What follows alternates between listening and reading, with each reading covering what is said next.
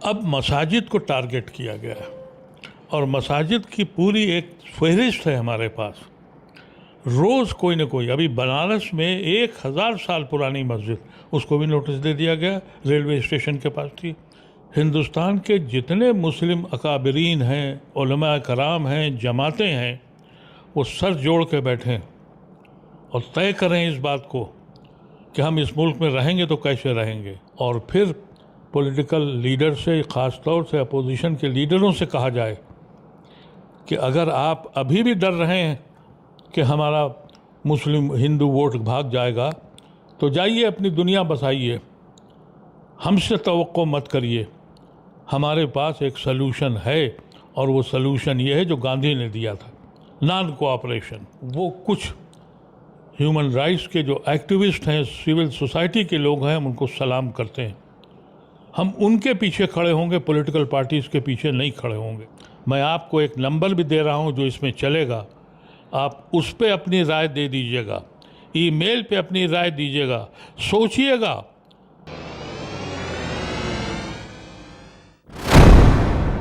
आदाब, मैं हूं मुमताज़ आलम रिजवी और मेरे साथ इस वक्त बातचीत करने के लिए मौजूद हैं IMCR के चेयरमैन, साबिक मेंबर पार्लियामेंट और मशहूर समाजी कारकुन मोहम्मद अदीब साहब। हम उनसे बातचीत करेंगे मुल्क के हालात पे, क्योंकि मुसलसल अब मस्जिदें गिराई जा रही बिला रोक टोक।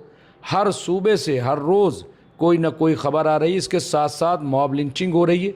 मॉब लिंचिंग होना अलग, बल्कि जो लोग मॉब लिंचिंग को अंजाम दे रहे हैं वो खुल्लम खुल्ला वीडियोस जारी कर रहे हैं, लेकिन न तो उस पर कोई एक्शन हो रहा है, न उन्हें कोई रोकने वाला है। आखिर देश में चल क्या रहा है, क्यों ऐसा हो रहा है? और ख़ास बात यह है कि जो अपोजिशन है वहाँ से भी कोई बड़ी आवाज़ नहीं नज़र आ रही है, नहीं सुनाई दे रही। इसी मौजू पे बात करेंगे। बहुत बहुत इस्तकबाल है अदीब साहब। शुक्रिया जी। कैसे देख रहे हैं? हालात तो बड़े ख़राब हो रहे हैं, रोज़ मस्जिदें गिराई जा रही हैं अदीब साहब। मुनज़्ज़म साजिश के तहत कोई एक दिन आपको नहीं मिलेगा। जिस तरह से बुलडोज़र का सिलसिला शुरू हुआ, लोग देखते रहे और हम लुटते रहे, किसी ने परवाह नहीं की। अब मसाजिद को टारगेट किया गया है और मसाजिद की पूरी एक फहरिस्त है हमारे पास। रोज़ कोई ना कोई, अभी बनारस में 1000 साल पुरानी मस्जिद, उसको भी नोटिस दे दिया गया, रेलवे स्टेशन के पास थी। तो ये कब तक होता रहेगा?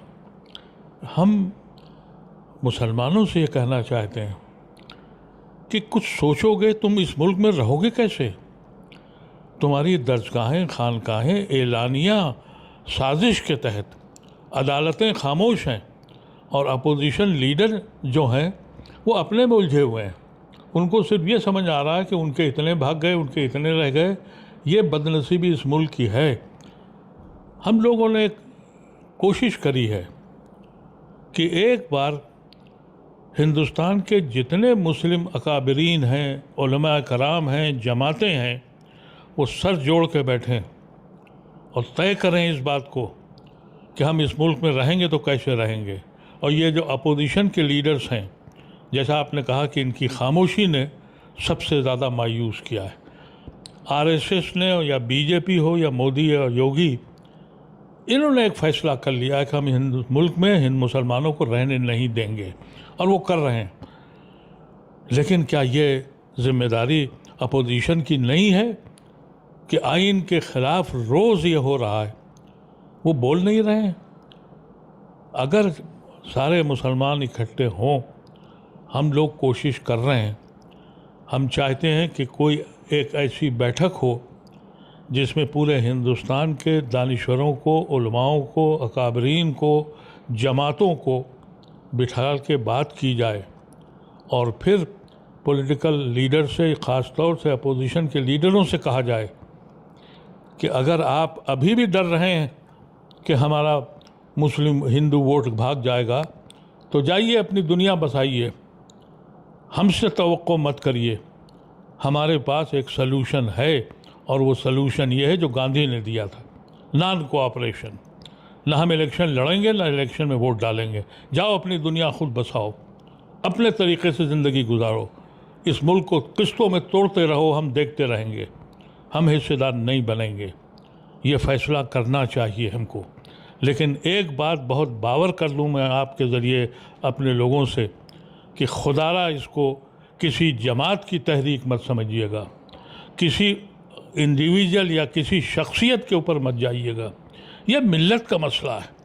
मिल्लत एक साथ खड़ी हो और एक तरीक़ा अपनाए, एक ग्रुप तैयार करे और वो ग्रुप अपोजिशन के लीडरों को बावर करे। ये मैसेज आरएसएस को देने का कोई फ़ायदा नहीं है, क्योंकि उनका मकसद क्लियर है।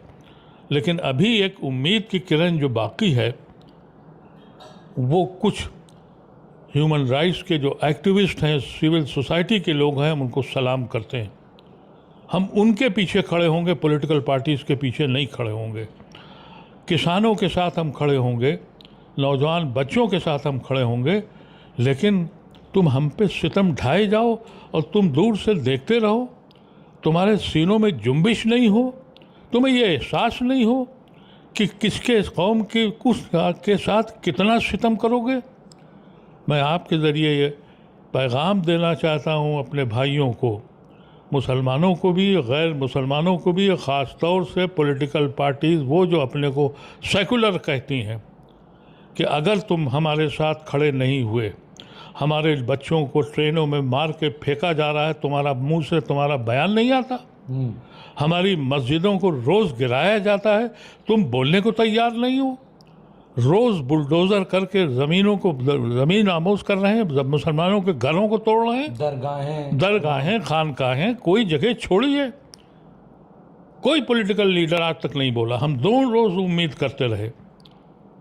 अफसोस और दर अफसोस, अगर ये हमारे साथ आने को तैयार नहीं है तो बिल्कुल ऐलान कर देना चाहिए कि हम कोई सिलेक्शन में हिस्सा नहीं लेना है। और जिन लोगों को ये शौक़ है जूती उठाने का, शर्म खानी चाहिए उनको। तुम किसके लिए जूती उठा रहे हो? इस मुल्क में सियासत का अंदाज़ा देखिए आप। अभी बंगाल के इलेक्शन में एक खातून गागा के खूब गा के मजमा इकट्ठा कर रही थी, पार्टी हार गई, उसी दिन दूसरी जगह चली गई। एक मौलवी का लड़का, उसको ममता बनर्जी गुजरात से लेके आई और उस आदमी का हक मारा जो वहाँ का इलाके का आदमी था, वो भी चला गया। इनको तुम लीडर कहते हो? तुम इनके लिए अपना वक्त ख़राब करते हो, अपने वजूद को ख़तरे में डाल दिया है, अपना दीन इस तरह से बर्बाद हो रहा है, बोलने को तैयार नहीं हो। हम ये अल्फाज कहना चाहते हैं सारी जमातों से, सारे अकाबरीन, मुसलमान अकाबरीन से, दानिश्वरों से, नौजवानों से, कि तुम्हारे पास एक सलूशन है, वो गांधी का दिया हुआ सलूशन है, नॉन कोऑपरेशन। तुम सितम ढाते रहो और हम पे, और तुम दूर से देखते रहो, हम लुटते रहें, तुम्हारे सीनों में दर्द न उठे, तुम्हें फ़िक्र ना हो कि कॉन्स्टिट्यूशन के ख़िलाफ़ क्या हो रहा है। अदालतें बोलने को तैयार नहीं हैं। अदालतों ने ये कहा था कि बुलडोज़र ऐसे नहीं चलेगा, रोज़ चलता है। क्या संज्ञान लिया? कंटेम्प्ट ऑफ कोर्ट चलाया अदालतों ने? किस पे एतबार कर रहे हो? कम से कम ये बात सबको पहुंचा दो, फिर जो भी फैसला होगा वो देखा जाएगा। तुम अपनी दुनिया बसाओ, हमें छोड़ दो, हमें हमारे हाल पे छोड़ दो।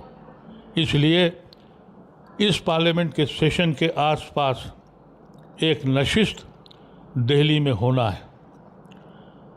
IMCR वो प्रोग्राम नहीं कर रहा है, लेकिन वो कोऑर्डिनेट करने के लिए तैयार है। मैं आपको एक नंबर भी दे रहा हूं जो इसमें चलेगा, आप उस पर अपनी राय दे दीजिएगा, ईमेल पे अपनी राय दीजिएगा, सोचिएगा। कभी सोचना सीख लीजिए। जो कौमें सोचना बंद कर देती हैं उनका ये अंजाम होता है जो हम आज देख रहे हैं। कभी ये तसव्वुर किया है कि तुम्हारी औलादों का हश्र क्या होगा? अरे हिंदू स्टेट बना दो, हमने कब मना किया है?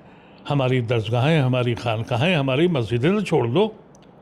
तुम्हारे कॉन्स्टिट्यूशन में कहा है, तुम्हारे सुप्रीम कोर्ट ने कहा है, उसके पीछे भी तुम पड़ गए। हम तुमसे क्या मांग रहे हैं भाई?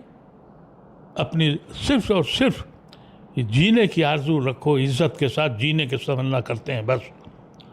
अफसोस और दर अफसोस सो कॉल सेकुलर पार्टियों का रवैया अफसोसनाक है। हम उम्मीद करेंगे कि जितनी जमातें हैं जमात के नाम से तहरीक न चलाएं, बल्कि सारी जमातें जुड़ें, सब लोग सर जोड़ के बैठें, पार्लियामेंट के सेशन के आसपास दिल्ली में बैठें, 200-400 लोग ही सिर्फ बैठें और एक कमेटी बनाएं और वो कमेटी फैसला करे कि इस मुल्क में ये मुसलमान रहेगा तो कैसे रहेगा। बहुत बहुत शुक्रिया। मुझे उम्मीद है कि आप सोचेंगे ज़रूर। आपने लेटर भी लिखा है कुछ, क्या रिस्पांस है, ऐसा खबर है कुछ? मैंने तकरीबन 100 लोगों को ख़त लिखे और अल्लाह का शुक्र है सब वही सोच रहे हैं जो हम सोच रहे हैं और वो सब ये इस बात पे तैयार हैं। लेकिन मैं फिर एक बात कह दूं कि ये लड़ाई यकीनी तौर पर मुसलमानों की लड़ाई है, लेकिन ये लड़ाई किसी जमात की लड़ाई नहीं है। ये लड़ाई इस मुल्क के आइन को बचाने की है। ये लड़ाई इस मुल्क में भाईचारे को कायम करने की है। इस मुल्क में गांधी और नेहरू के उस ख्वाब को पूरा करने की है जो उन्होंने इस मुल्क को आज़ाद कराते वक्त सोचा था, देखा था। ये मैं समझता हूँ ये एक ऐसा मौजू है जिस पे हम सबको सर जोड़ के बैठना होगा। आप अपनी राय नीचे दिए हुए नंबरों पे ज़रूर दें और अगर ये हुआ तो हम एज ए कोऑर्डिनेटर दिल्ली में सबका इंतज़ाम तो कर देंगे, लेकिन हम कभी ये नहीं चाहेंगे कि हमारी तरफ से या IMCR की तरफ से, जमात उलमा की तरफ से, जमात इस्लामी की तरफ से, अहले हदीस की तरफ से, या फ़ारूक अब्दुल्ला की तरफ से, या सलमान खुर्शीद की तरफ से, या किसी दानिश्वर की तरफ से, ये किसी एक का मसला बिल्कुल नहीं है। इस मुल्क के वजूद का मसला है और हमारे दीन का मसला है। व आखिर दावाना अल्हम्दुलिल्लाह रब्बिल आलमीन। बिल्कुल। तो ये मोहम्मद अदीब साहब थे, IMCR के चेयरमैन, जो बता रहे थे कि अब क्या करना चाहिए और सबको मुत्तहिद होकर के एक आवाज़, क्योंकि मॉब लिंचिंग हो, इबादत गाहों का गिराया जाना हो या दीगर मसाइल, ये सब पे कम से कम मुत्तहिदा तौर पर बग़ैर किसी लीडरशिप के सबको आना चाहिए। बहरहाल नंबर आपके सामने मौजूद है, इस पर आप कमेंट भी कीजिए और अपनी राय भी दीजिए। बहुत बहुत शुक्रिया।